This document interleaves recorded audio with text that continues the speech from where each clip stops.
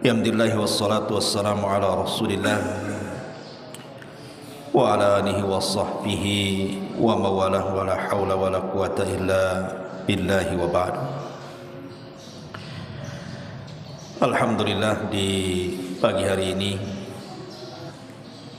ma'asyiral muslimin yang dimuliakan Allah Subhanahu wa taala, ada seorang ulama yang dikenal dalam sejarah, seorang alim az-zahid al-abid, namanya Bishr al-Hafi rahimahullahu ta'ala. Bishr al-Hafi rahimahullahu ta'ala mengatakan, inna qauman yata'abbaduna wa yajtahiduna fi Ramadan. Sesungguhnya ada beberapa kaum yang saat Ramadan mereka beribadah dan sungguh-sungguh melaksanakan ibadah. Tetapi setelah keluar Ramadan, mereka tidak sesemangat di bulan Ramadan dan tidak sesemangat ibadah di bulan Ramadan. Apa kata beliau? Bi'sal qaum, qaumun la ya'rifuna Allaha haqqan illa fi syahri Ramadan. Maka seburuk-buruk kaum adalah kaum yang seperti itu. Mereka tidak mengenal Allah dengan sebenar-benar pengenalan kecuali di bulan Ramadan saja. Inna salihah alladhi yata'abbad wa yajtahid as-sanatu kullaha.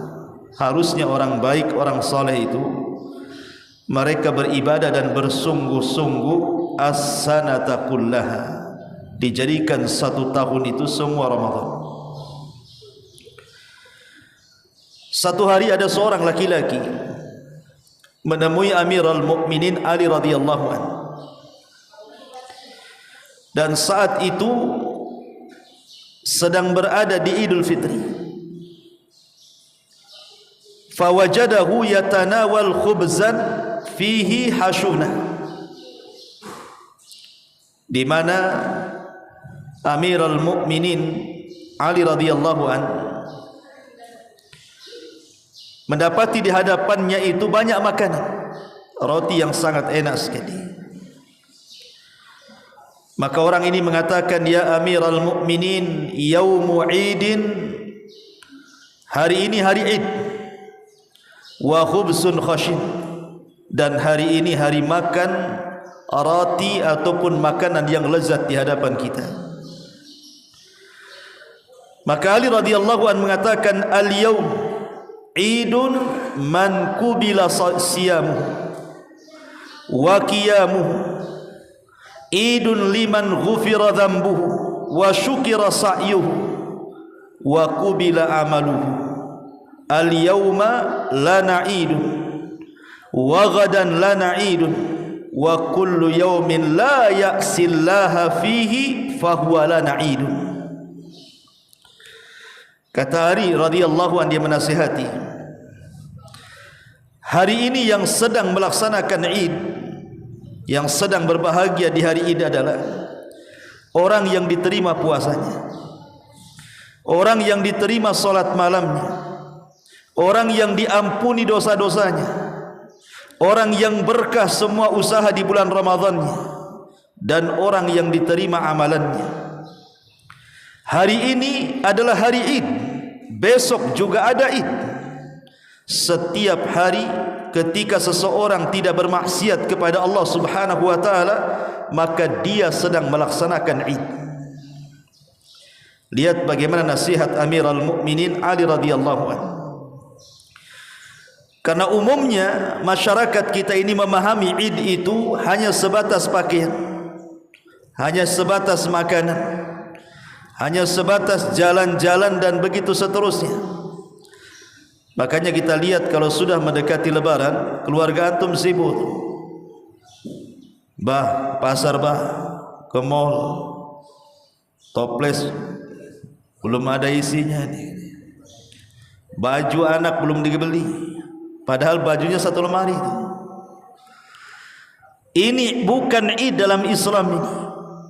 Kata Ali radhiyallahu an, Id itu orang yang diterima puasanya, orang yang diterima solat malamnya, orang yang diampuni dosa-dosanya, orang yang bermanfaat usaha selama Ramadannya, dan orang yang diterima amalnya. Itulah yang pantas melaksanakan Id. Anehnya, orang yang paling bahagia pula orang-orang yang justru mereka tidak melaksanakan ibadah. Saat Ramadan malas, saat Id paling bahagia pula dia. Makanya dijelaskan oleh para ulama seperti Al-Imam Ibn Rajab Al-Hambali rahimahullahu ta'ala mengatakan, laisal idu liman labisal jadid. Id itu bukan anda berpakaian yang baru. Id itu bukan orang yang berpakaian pakaian yang indah yang baru. Innamal idu liman ta'atuhu tazid. Sesungguhnya Id itu orang yang ketaatannya bertambah. Laisal id liman tajammala bil libas war rukub, wa innamal id liman ghufirat lahu dhunubu fi lailatil id tafarraqa khalqul idki wal maghfirati alal abid. Katanya Ibn Rajab rahimahullahu ta'ala mengatakan, dan Id itu bukan orang yang mengindah-indah pakaian ataupun mengindah-indah kendaraan, atau sekarang mengindah-indah rumah, tetapi Id adalah orang yang diampuni dosa-dosanya, di mana di malam Id dia sudah dibebaskan dari api neraka dan dosa-dosanya sudah diampuni Allah Subhanahu wa taala. Itulah Id, kata Al-Hafidz Ibn Rajab rahimahullahu taala. Ma'asyiral muslimin yang dimuliakan Allah Subhanahu wa taala, Umar bin Abdul Aziz rahimahullahu taala, suatu ketika dia keluar pada hari raya Idul Fitri. Faqala fi khutbatihi, dia pun berceramah dalam khutbahnya, ya ayyuhan nas, innakum sumtum lillahi 30 yawman wa kumtum 30 lailatan wa kharajtumul yawm tatlubuna minallah an yataqabbala minkum. Wahai manusia, kalian sudah berpuasa 30 hari, kalian sudah solat malam 30 malam. Sekarang kalian keluar di hari Id meminta kepada Allah Subhanahu wa taala agar diterima amalan-amalan kalian selama Ramadan. Artinya Id adalah bagi seorang yang beriman, mereka berdoa kepada Allah Subhanahu wa taala selama 30 hari yang kita habiskan dengan puasa dan qiyamul lail, qiraatul Quran, berzikir dan begitu seterusnya. Di hari Id itulah harusnya kita berdoa kepada Allah Subhanahu wa taala agar amalan kita diterima. Makanya kebiasaan para sahabat, apabila berjumpa satu dengan yang lainnya, apa doa mereka? Taqabbalallahu minna wa minkum. Jawabannya juga taqabbalallahu minna wa minkum. Semoga Allah Subhanahu wa taala menerima amalan kami dan kalian. Maka yang menjawab juga sama, semoga Allah menerima amalan kami dan juga kalian. Itu harusnya disyiarkan. Justru doa yang seperti ini terkadang pula tidak disyiarkan, yang lain pula disyiarkan. Ma'asyiral muslimin yang dimuliakan Allah Subhanahu wa taala, Al-Imam Anas ibn Malik rahimahullahu taala, Anas ibn Malik rahimahullahu taala mengatakan, kullu yaumin yamurru 'alal mu'min wa la yaktubu 'alaihi dhanbun fa huwa yaumu 'idin.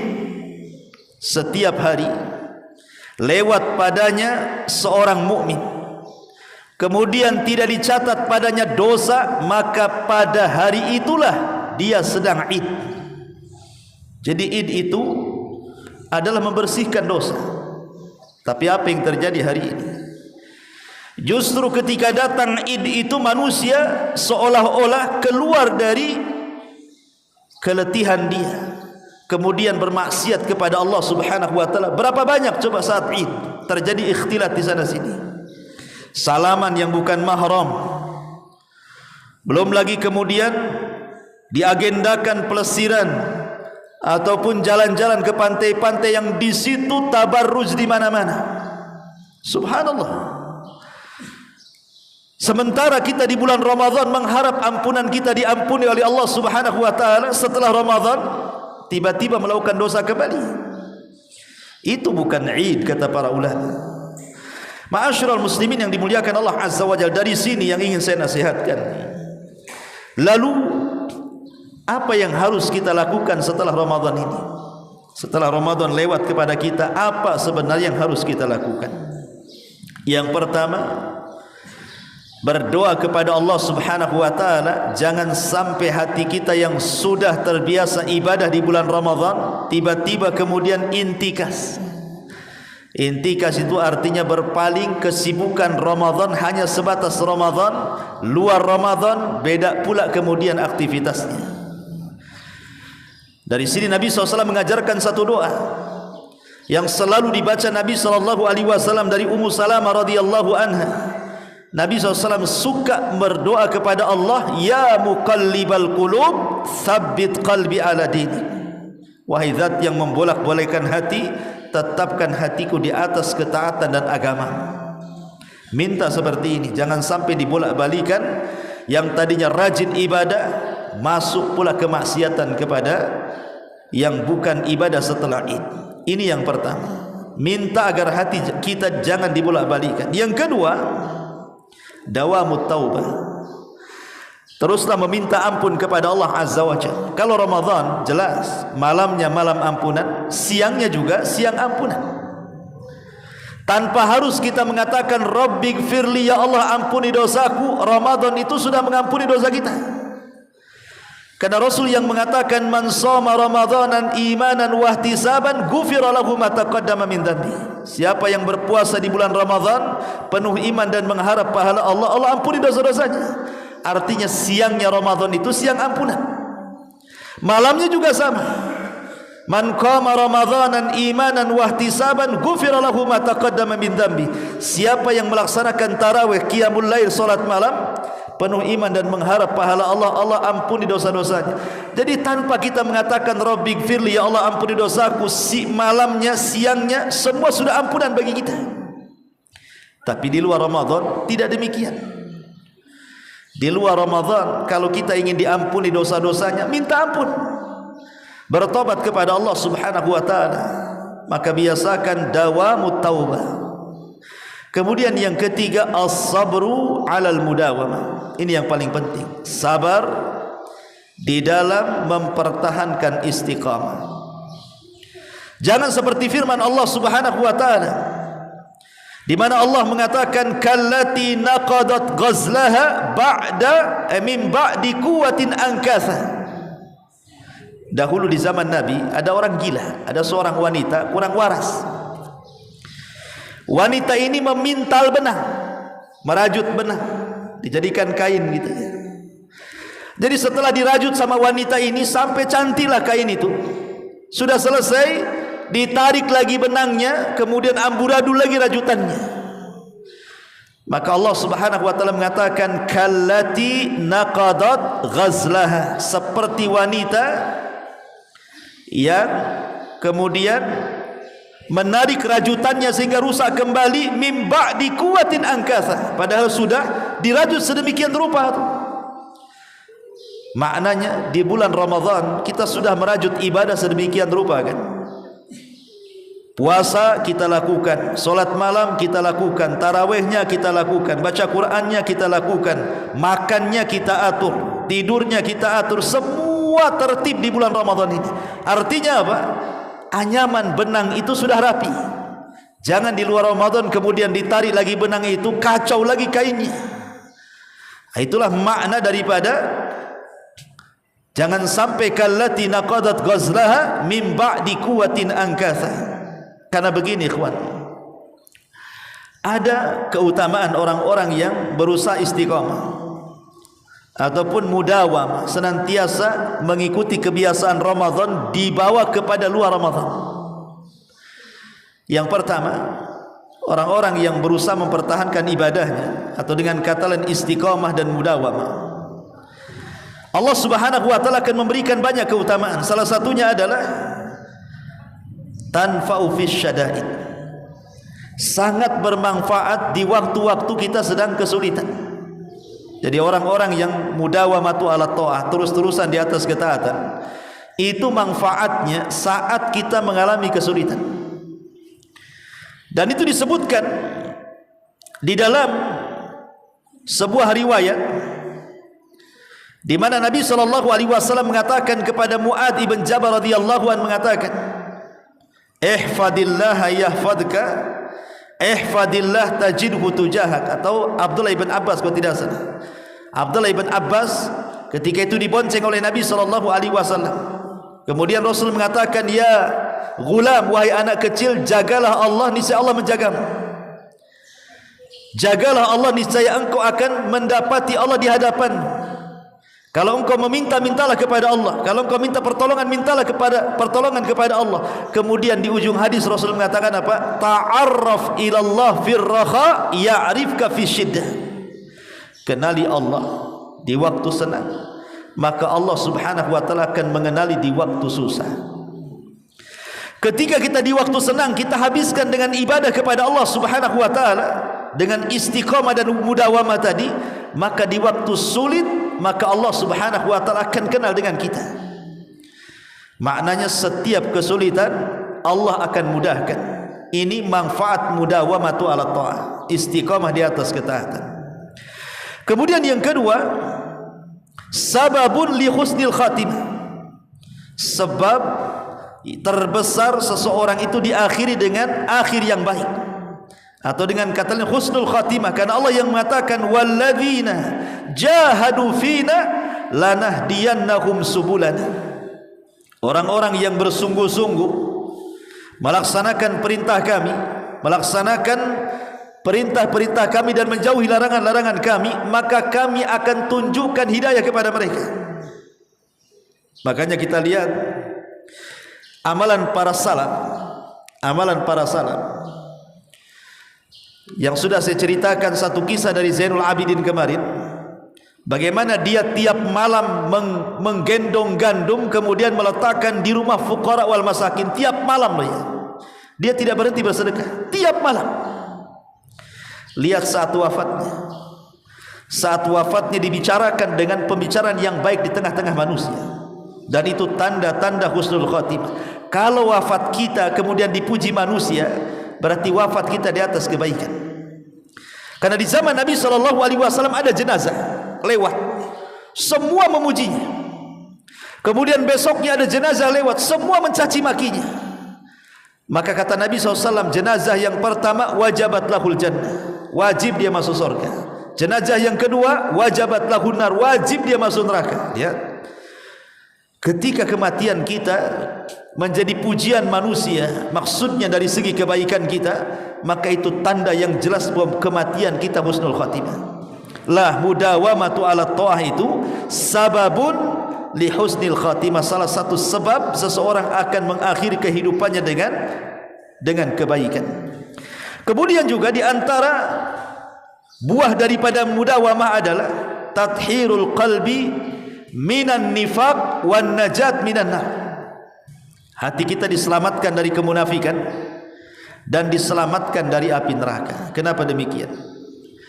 Karena orang-orang yang beriman itu kalau mereka ibadah maka akan berusaha istiqamah di atas ibadahnya. Tapi orang munafik, mereka tidak akan berdiri kecuali malas-malas saja. Kalau di bulan Ramadan seseorang sudah malas, pasti di luar Ramadan akan malas dia, dan begitu seterusnya. Karena di bulan Ramadan ini kan semua musim kebaikan berkumpul di situ. Kalau seandainya di bulan Ramadan seseorang tidak bisa mengambil manfaat, maka di luar Ramadan jangan harap Anda bisa mengambil manfaat. Makanya kenapa di sini orang yang istiqamah di atas ketaatan itu bisa membersihkan hati dari kemunafikan dan juga bisa menyelamatkan dari api neraka. Dan banyak lagi soal buah daripada istiqamah. Kemudian nasihat saya berikutnya adalah iyyaka wa hubutul azim. Hati-hati, jangan sampai kemudian seseorang itu mulai lemas, mulai malas, keinginan untuk beribadah hanya cukup sampai lebaran saja. Habis lebaran sudah hilang pula niat ibadahnya. Makanya ada 5 perkara jangan sampai ditinggalkan, karena ini kebiasaan kita di bulan Ramadan kan. 5 perkara ini. Pertama, menjaga solat. Di bulan Ramadan kan kita jaga solat, betul-betul kita jaga solat. Yang kedua, membaca Quran. Di bulan Ramadan kita baca Quran. Kemudian yang ketiga, zikrullah, berzikir kepada Allah. Kemudian yang keempat, berkawan dengan orang baik, karena orang iktikaf itu tidak mungkin yang masuk kecuali yang baik. Kalau orang-orang tidak baik itu malas dia tinggal di masjid. Kemudian juga yang kelima, berdoa kepada Allah Azza wa Jalla. 5 perkara ini jangan ditinggalkan di luar Ramadan, karena ini kebiasaan Ramadan. Salat tepat waktu, kemudian membaca Al-Quran, kemudian berzikir kepada Allah, kemudian mencari teman yang baik, dan berdoa kepada Allah Subhanahu wa ta'ala. Pertanyaannya, kita ini sudah lelah letih di bulan Ramadan. Salat malamnya, puasanya, baca Qurannya, lelah kita ini, kadang ngantuk tengah malam. Apa kira-kira tanda kalau ibadah kita selama Ramadan diterima?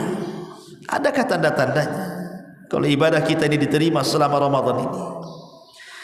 Ma'asyiral muslimin yang dimuliakan Allah Subhanahu wa taala, kata para ulama, tanda diterima ibadah kita di bulan Ramadan adalah taghayyurul ahwal ila ahsani halin. Taghayyurul ahwal ila ahsani halin. Ketika keluar Ramadan, kondisi kita jauh lebih baik dibandingkan Ramadan. Kalau kita bisa merubah kehidupan kita ini, perilaku kita, akhlak kita, ibadah kita di luar Ramadan, berarti ibadah di bulan Ramadan itu diterima. Tapi kalau setelah Ramadan, di bulan Ramadan Masya Allah gitu ya, ijtihad ibadah kita luar biasa, sampai di luar Ramadan malas-malas lagi, ulama mengatakan bahwa ini tanda ibadah kita tidak diterima. Jadi mudah saja ingin melihat tanda ibadah kita diterima atau tidak itu, lihat kondisi setelah Ramadan. Karena Ramadan itu bukan akhir, tapi Ramadan itu awal. Ramadan itu awal, ikhwan. Ibaratnya kalau kita ini sekolah, Ramadan itulah sekolahnya. Kita belajar di bulan Ramadan gitu ya.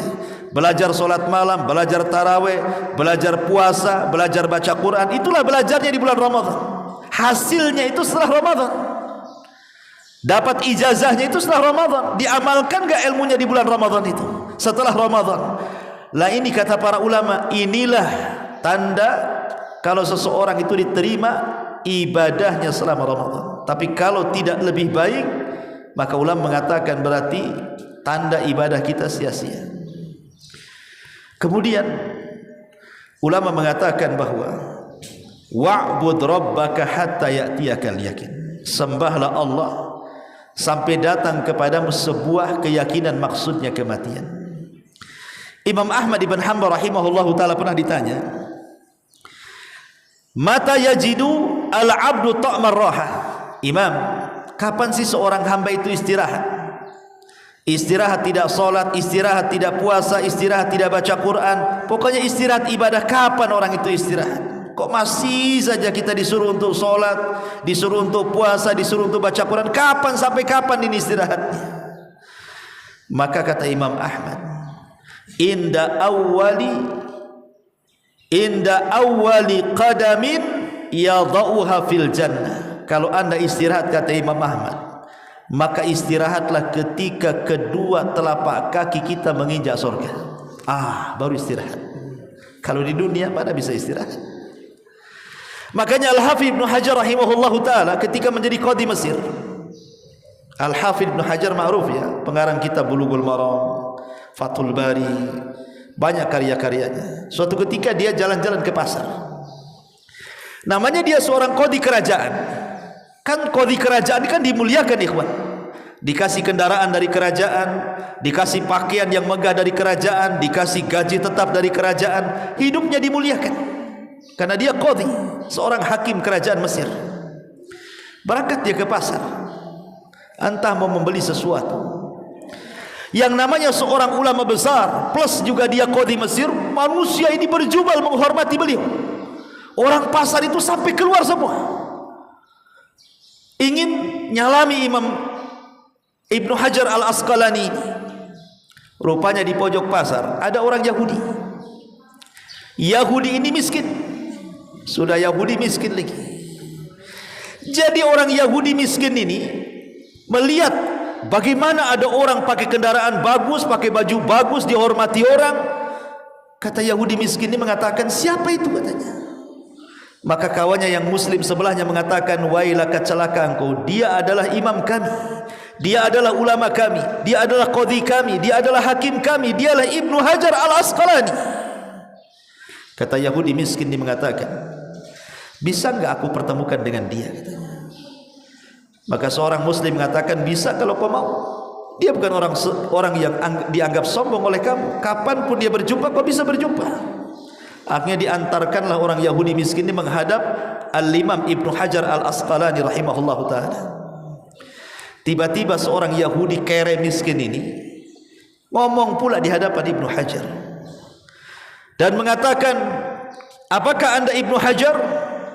Kata Imam Ibnu Hajar, ya saya Ibnu Hajar. Baik, saya akan bertanya kepadamu. Kemudian dia mengatakan, ya Imam, saya pernah mendengar satu sabda nabimu, bahwa nabimu mengatakan, ad-dunya sijnul mu'min wa jannatul kafir. Dunia ini penjara bagi orang yang beriman, tapi sorga bagi orang kafir katanya. Kalau menurut saya ucapan nabimu ini tidak benar. Kata Imam Ibnu Hajar, bagaimana kau katakan tidak benar? Kemudian dia mengatakan, saya ini Yahudi, menurut pandanganmu saya ini kafir. Dan lihat kehidupanku katanya, susah payah, kehidupanku kere, miskin katanya. Mana ada surga bagi saya? Yang ada ini penjara di dunia ini bagi saya ini. Tapi engkau, bagi menurut Ibnu Hajar, kau ini seorang mukmin. Tapi lihat hidupmu, kudamu bagus, pakaiannya bagus, digaji pemerintah, kau dihormati orang, surgalah bagimu. Katanya dunia ini surga bagi orang yang beriman. Dunia ini penjara bagi orang yang beriman, surga bagi orang kafir. Rasa-rasanya terbalik ini kalimat ini katanya. Coba kan? Maka Al-Hafidz Hajar mengatakan, baik, saya akan jawab syubhat di kepalamu katanya. Maksudnya dunia ini penjara bagi orang yang beriman dan surga bagi orang kafir, bukan di dunia, tapi bandingannya di akhirat. Kata Ibnu Hajar, saya walaupun diberikan kendaraan mewah, baju bagus, gaji dari pemerintah, saya belum beristirahat beribadah. Saya masih harus sholat, saya masih harus puasa, saya masih harus talabul ilmi, saya masih harus baca Quran, saya masih harus beribadah kepada Allah Azza wa Jalla. Belum ada istirahat bagi saya. Istirahat saya kelak kalau sudah sampai di sorga, kata Ibnu Hajar. Adapun engkau, Yahudi kafir, Yahudi kere miskin, bagi engkau dunia ini sorga dibandingkan dengan neraka sana. Bagi engkau di dunia ini sorga, sebab kalau engkau di neraka, engkau tidak akan tahan di sana. Engkau pasti ingin dikembalikan ke dunia lagi, dan engkau akan merasakan bahwa dunia lebih enak dibandingkan di neraka. Dari sini kita katakan, ma'asyiral muslimin yang dimuliakan Allah Azza wa Jalla, bahwa beribadah kepada Allah itu bukan di Ramadan saja. Kata para ulama, kun rabbaniyan wala takun ramadaniyan. Jadilah hamba Allah, jangan jadi hamba Ramadan. Jadi hamba Allah, jangan jadi hamba Ramadan. Jangan ketika kita ahli ibadah di Ramadan saja, di luar Ramadan sudah hilang ibadahnya. Itu namanya hamba Ramadan. Tapi kalau hamba Allah tidak mengenal Ramadan, tidak mengenal luar Ramadan, wa'bud rabbaka hatta ya'tiyakal yakin. Sembahlah Rabbmu sampai datang kematian. Ma'asyiral muslimin yang dimuliakan Allah Subhanahu wa taala. Dari sini ada lima perkara yang harus kita pahami. Setelah Ramadan yang harus kita pahami adalah 5 perkara. Yang pertama sudah saya sebutkan, berdoalah kepada Allah agar jangan sampai hati kita ini dibolak-balikan, yang tadinya semangat ibadah di Ramadan menjadi lemas di luar Ramadan. Yang kedua, sebagaimana di luar Ramadan, sebagaimana kita dalam Ramadan kita kan melaksanakan ibadah bermacam-macam dalam satu hari kan. Siangnya kita puasa, malamnya kita qiyamul lail, malamnya kita baca Quran, kadang sedekah dan begitu seterusnya. Di luar Ramadan satu hari ini kita bisa mengumpulkan banyak ibadah kan. Lah biasakan mengumpulkan banyak ibadah ini, lakukan juga di luar Ramadan. Satu hari Nabi mengumpulkan para sahabatnya.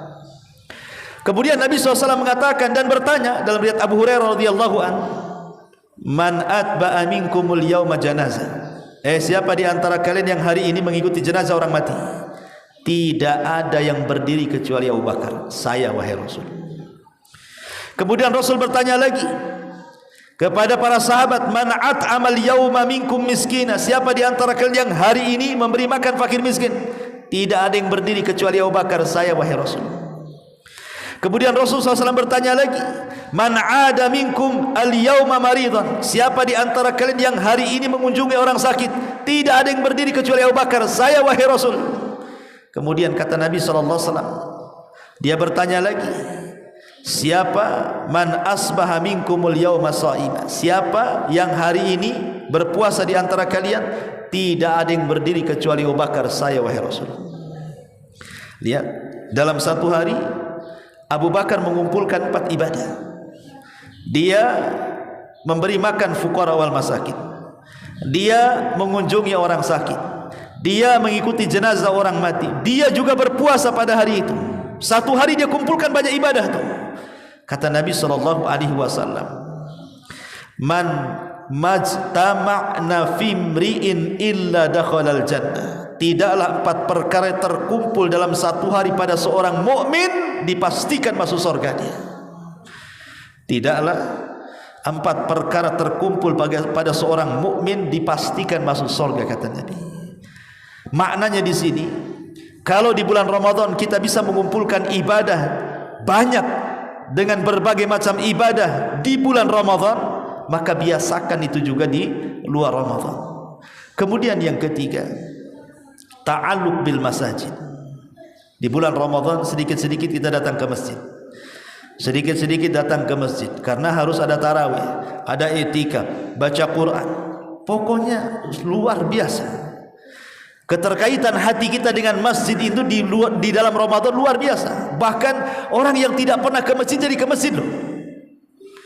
Orang 1 tahun dia nggak pernah ke masjid, tapi kalau Ramadan ikut dia tarawih. Sampai ada masjid itu tidak muat saking banyaknya, sampai ke jalan-jalan.